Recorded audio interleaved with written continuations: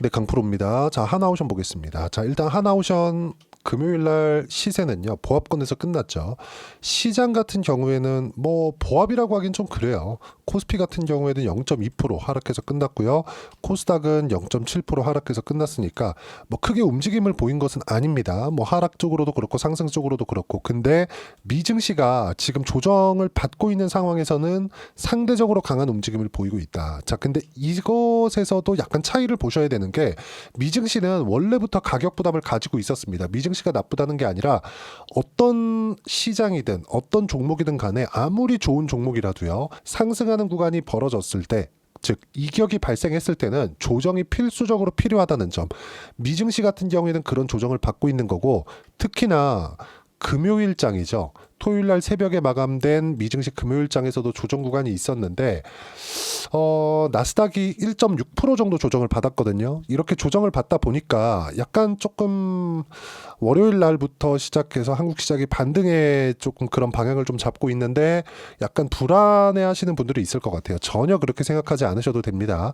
일단 미증시 조정폭을 먼저 보겠습니다. 미증시 조정폭을 보면 이해를 하실 수가 있을 텐데 자, 나스닥입니다. 1.6% 하락해서 끝났죠. 나스닥이 1.6% 하락했다. 이유는 하나예요. 고용지표가 나왔는데 예상보다 2배 가까이 성과가 좋았습니다. 그런데 조정을 받았어요. 왜 조정을 받았을까요? 통화정책 때문에 그렇다. 통화정책은 뭐예요? 금리에 대한 결정입니다. 자, 금리는 낮췄을 때 경기를 부양하겠다는 겁니다. 근데 미국의 고용이 너무 좋다 보니까 우리가 딱 한 달, 두 달, 세 달, 네 달, 5달 전으로만 가볼게요. 7월과 8월 달에 어떤 일이 있었느냐? 미국의 경기 침체가 올 수 있다고 이야기를 했습니다. 그러면서 9월 달에 미국의 금리 인하를 시작하면서 0.5% 인하를 했죠. 이런 결과 미국은 경기가 다시 그쵸? 붐업을 한 결과 나스닥은 사상 최고치를 돌파를 해버렸죠. 여기서 연준에서 그냥 가만히 놔둔다? 그러면 버블로 갈 수 있겠죠. 연준에서는 미증시가 너무 높은 버블로 올라가는 게 문제가 아니라 상대적으로 너무 빠르게 올라갔을 경우에 버블에 걱정이 있기 때문에 이 버블을 잠재우는 역할을 하고 있는 겁니다. 경기 자체는 너무 좋아요. 자, 생각해 봅시다. 인플레이션에 대한 얘기를 하던데 인플레이션은요. 돈을 많이 풀어서 오는 것이 아닙니다. 물론 원론이나 이론적인 내용을 봤을 때 인플레이션이 오는 건 돈을 많이 풀어서 온다고 사람들이 이해를 하고 있을 거예요. 근데 22년도 또는 21년도부터 인플레이션이 불거지기 시작했죠. 그리고 22년도에 소비자 물가 지수는 9%를 넘어가는 그쵸? 하이퍼 인플레이션을 경험을 했습니다. 자, 여기서 우리가 봐야 될 부분은 딱 하나예요. 인플레이션이 오는 건 화폐 현상이다. 이게 맞긴 맞거든요. 근데 지금 같은 경우에는 이게 틀렸다고 저는 생각을 하는 게 코로나 당시에 공급망에 대한 이슈가 있었습니다. 그리고 만약에요, 인플레이션이 화폐 현상에 의해서 올 거였으면 2010년 이후부터 와야 됩니다. 양적 완화를 10년 이상 한 이후에 코로나를 겪으면서 공급망하고 같이 묶이니까 인플레이션이 온 거거든요. 그러면 지금 화폐 현상으로 인해서 돈을 많이 푸는 그런 걸로 인해서 인플레이션이 올 수 있는 환경이다? 저는 아니라고 생각한다는 거죠.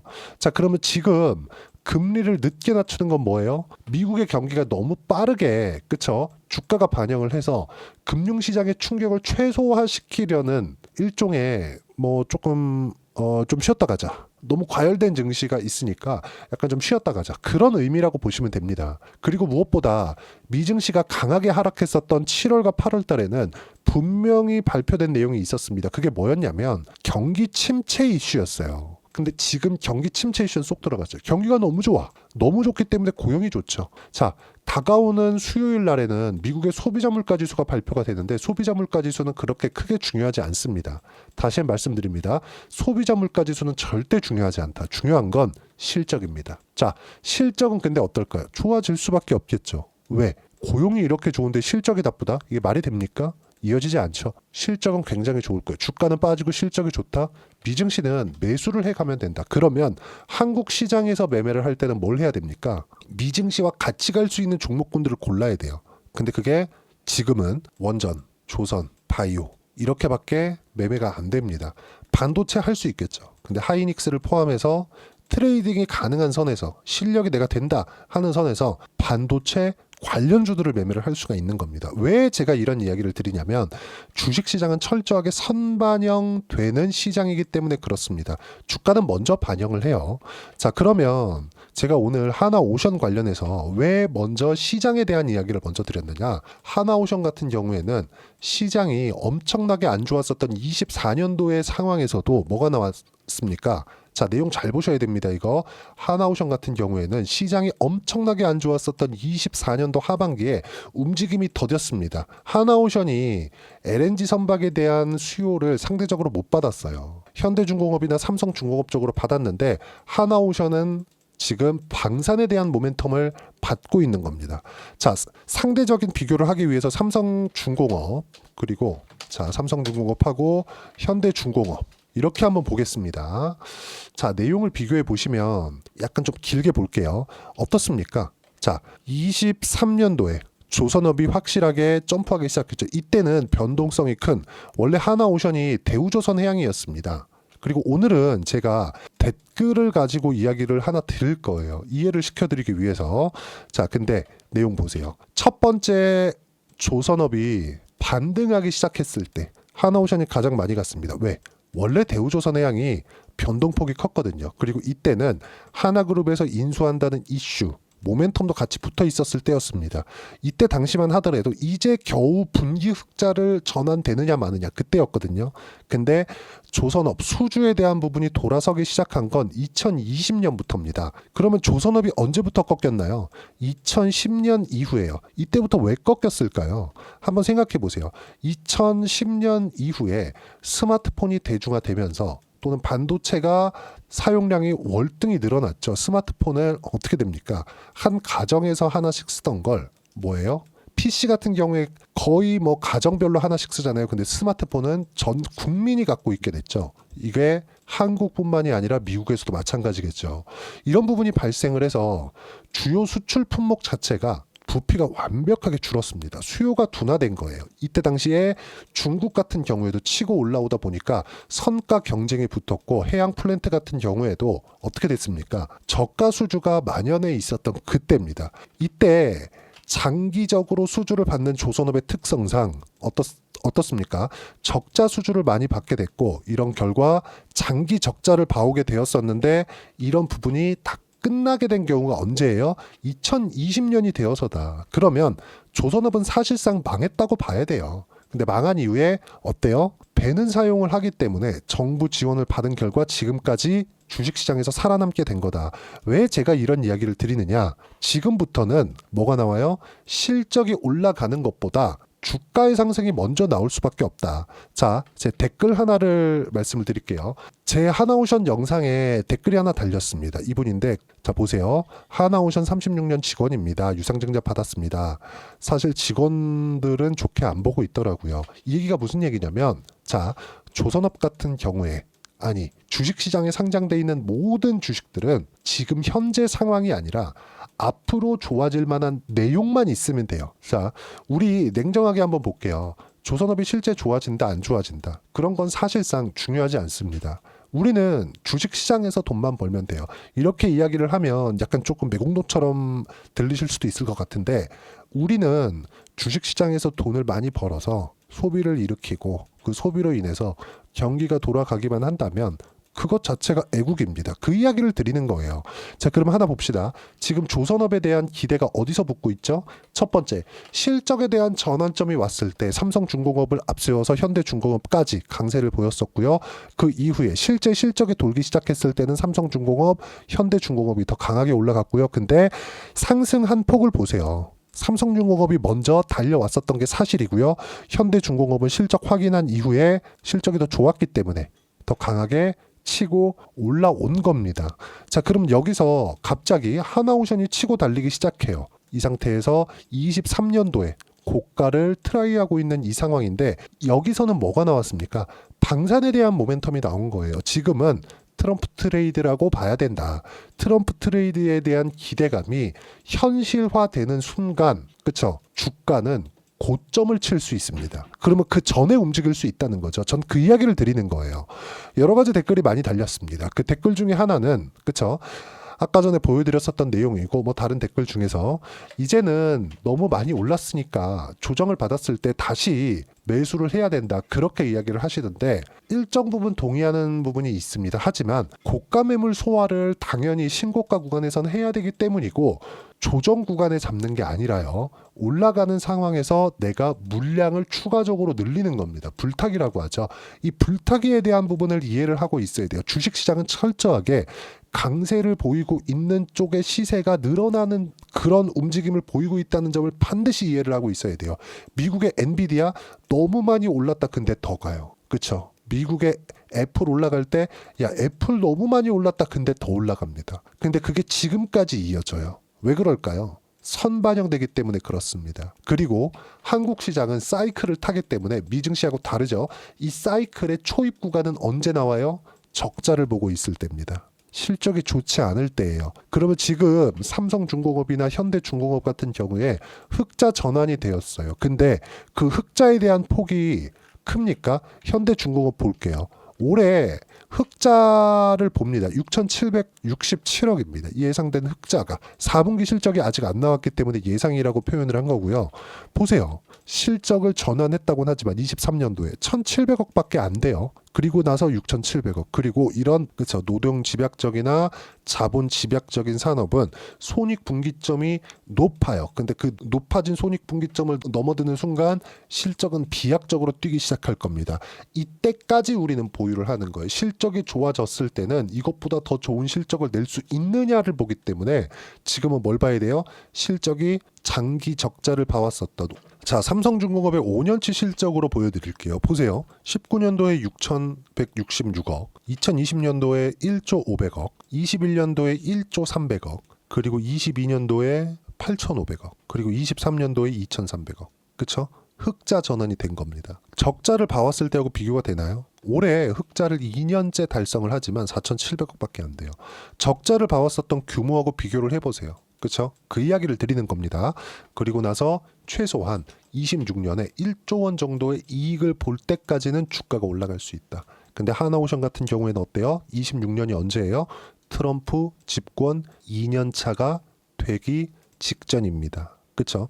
우리는 이때까지 하나오션을 공략을 해야 되고 이때 어떻게 매매를 해야 되는지 그 타점에 대한 부분이 가장 중요하다는 거죠. 실적에 대한 부분이 안 나올 때 주가는 일정 부분 조정을 받을 수 있습니다. 근데 그 조정받는 구간에 철저하게 매수 구간으로 잡아야 되는 이유가 실적의 전환기가 이미 수주를 받아놨기 때문에 실적은 100% 전환이 되는 거거든요. 근데 실적이 전환되고 나서부터는 이걸 뭘 해야 돼요? 지금 좋아진 실적보다 더 좋게 나올 수 있어야 돼요. 그때는 또 뭐가 나와야 돼요?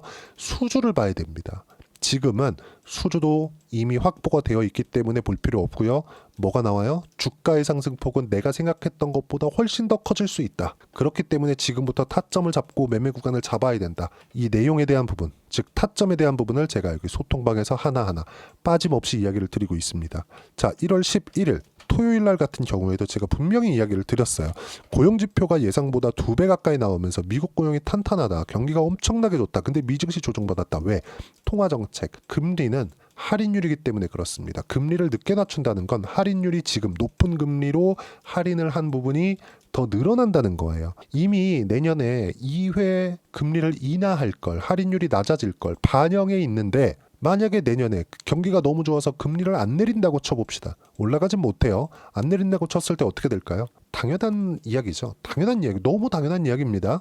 주가는 빠질 수밖에 없죠. 근데 그게 매수 구간이다. 이것조차도 선반영받고 있는 거다. 이제 25년 시작인데 25년 금리에 대한 부분을 주가는 반영하고 있는 거죠. 이런 부분들을 제가 주말까지도 하나하나 이야기를 드리고 있고 실시간 타점 그렇죠. 실시간 타점을 동일하게 매매한 결과 하나오션 같은 경우에도 마찬가지예요. 하나오션 22% 수익 중입니다. 현재 매도하지 않고 보유 중에 있고요. 하나오션 같은 경우에 어때요? 12월 30일 날 정확하게 제가 2차 매수 타점까지 공유를 해드렸다는 점.